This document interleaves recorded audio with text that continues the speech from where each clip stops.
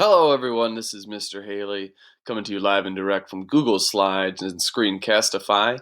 Today, talking about ancient Indus Valley and ancient China. So, let's begin with the Indus River Valley, where we're going to find that in modern Pakistan, mostly. There is a little bit of the river valley that flows into and from India, which, if you're taking notes at home, India gets its name from the Indus River. Now, if you're wondering why the Indus River is no longer a part of India, that kind of has to do with the British and them colonizing India and Pakistan and then separating them. So let's keep going here. Indus River. When does it rise? Not the river itself, but the civilization. So we see it at least as early as 8,000 years ago, people starting to come into the valley. And this is one of the largest civilizations in terms of territory, and was around at the same time as Egypt and Mesopotamia. One important thing here that I see, 10% of the total world's population 10% of the world's population resided in the Indus River Valley. So as we continue here, we got a crash course video on Indus Valley civilization. Very fun to watch and learn. But one of the impressive things when we look at these are some of their spectacular cities in Harappa and Mohenjo-daro.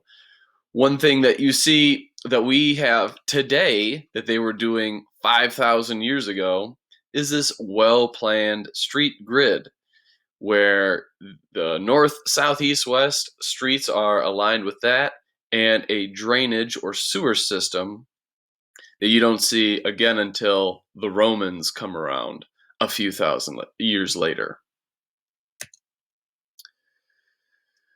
So if you take a look at the National Geographic video here on Mohenjo-daro, you'll see exactly how the city was built and the archaeological remains, and see that this place is super interesting as opposed to other civilizations at the time and today, in that it has no large palaces, temples, monuments, no evidence of a government or king or queen. It seems that it was a civilization pretty much based on trade and was super peaceful. But sometime about 4,000 years ago, it collapsed. And no one knows how or why. The best guesses and theories seem to be something like maybe the river that it was on, there was a shift in the flow of the river. But we don't know. They had writing, but we have not been able to decipher it, because maybe then we would know what happened.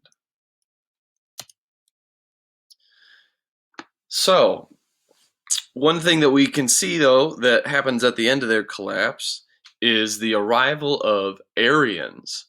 Now, this is a group came from Central Asia. They were not farmers, they were nomads, and they herded cattle. So they wandered around the grassy steppes of Central Asia looking for grass for their cattle to munch on. So they eventually made it over the mountains, though, and landed in India. And why is this important? Because the Aryans brought one thing with them that we share in common, and we find it through some of their old religious literature known as the Vedas. Now, this is religious books that explain some of the ancient beliefs and ways that you should behave and things like that. So, what do these Aryans and we have in common today? Well, they spoke a language that was called Sanskrit. And we can find that this old dead language that is no longer spoken today, it is related to English. So if you're interested in language and how those things are related to each other, everything from English to Spanish to Hindi to Bengali to Persian to Sanskrit. There it is right there. All those go back to what they call a proto-language. And you can check that out in the next slide here, some of the similarities. So Sanskrit and Latin and English all have very similar sounding numbers, family member names, things like brother and mother and father.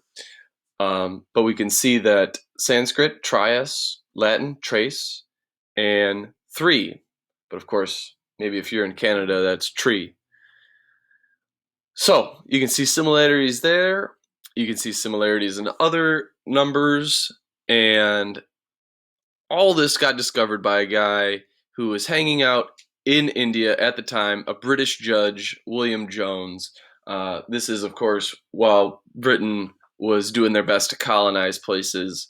So he noticed that, though, as he was trying to learn some of the native Indian law.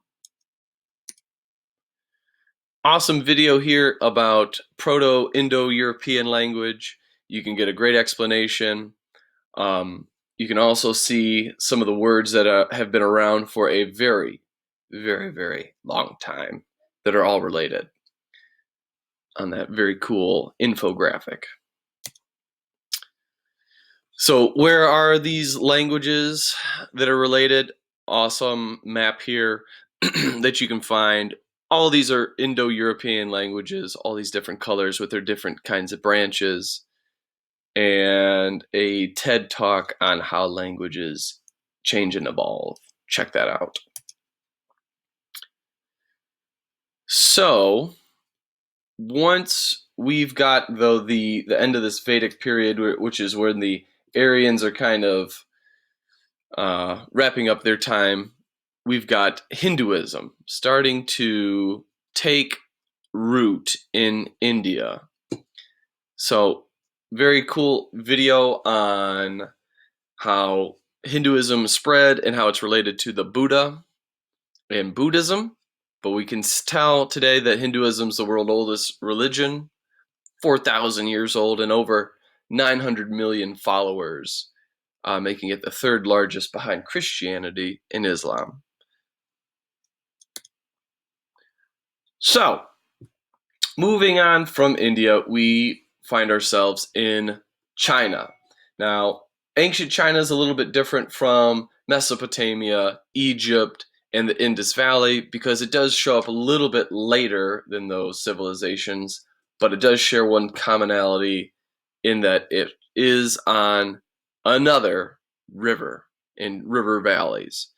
So on our map here, we can find that the first dynasty, the Shang dynasty, was discovered and found and lived on the Yellow and Yangtze rivers. Another great crash course videos here on 2,000 years of Chinese history. It'll walk you through all the dynasties, but we can learn that the Shang were the first to have everything written down, and they were also very technologically important and advanced. Things like astronomy, math, writing, timekeeping. The Shang were instrumental in creating that in Asia. So here's, again, some more of their interesting things. Big, big, big difference between the Shang and other civilizations in Asia at this time is they were masters of Bronze Age technology. And we've got a nice video from the BBC about the Yellow River and its importance. They call the Yellow River the mother of rivers in China just because the Shang and other peoples that followed it rely on the river even today. So another reason why we picked the Shang in China to look at is, again, because they wrote stuff down. They had a great job at recording their history, although it is a kind of a storytelling. and not exactly the most accurate history, it does provide some names and accomplishments. And they wrote that stuff down on tortoise shells and cattle bones, like a shoulder blade. Pretty interesting stuff. And we'll end this with a nice map showing off all these early civilizations in their relation to each other, with Egypt, Mesopotamia. In here, they call it the Harappan civilization, but you can call it the Indus Valley, and China. So, hopefully you've enjoyed that. Hopefully you've learned a little bit about our Indus Valley friends and our ancient Chinese friends. Make sure that you, I don't know, subscribe, like it, but learn from it.